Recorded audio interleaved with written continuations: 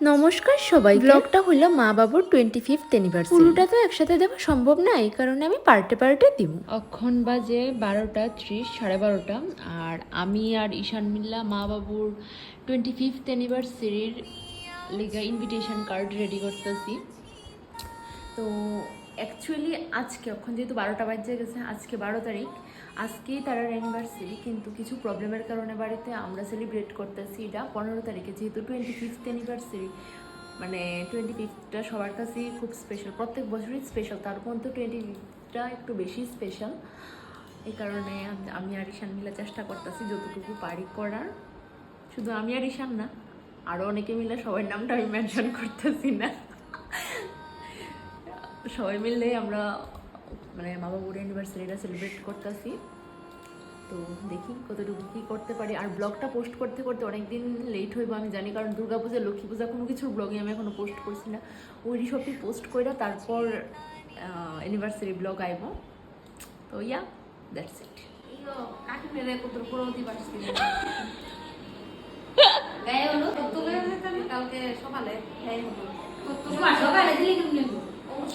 আর ছেলের গায়ে ছোয়ানো হলুদ, তারপরে মেয়ের গায়ে দিতে লাগে না সকালবেলা। ওইও 7টার সময় হলো। আচ্ছা ঠিক আছে ঠিক আছে। অনুকিলি 11টা 5-এ, 11টা ভুল কিছু, 11টা 5-এ। আচ্ছা ঠিক আছে।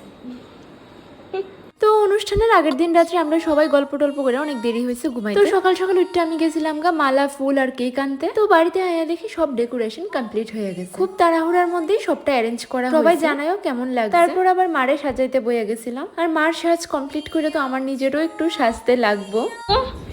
তোমার বোনেরা সাজাইতাছি, মেকআপ আর্টিস্ট তো ঠিক করছো না তোমরা?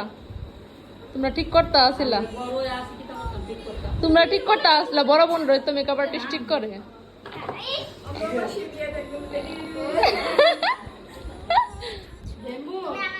এই হইলো আমার ফাইনাল লুক। তোমরা সবাই কইও মারে কেমন লাগছে। সিম্পল ভাবে সাজাইছি, আর মা তেমন বেশি সাজতেও চায় না।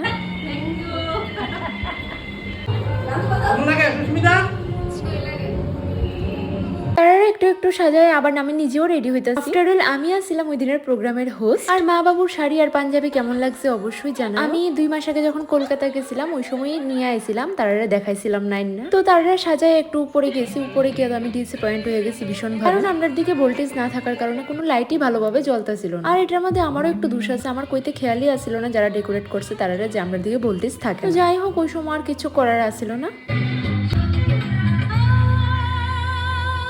তো এই ব্লগটা এই পর্যন্ত, পার্ট 2-তে বাকিটা দিমু। বাই।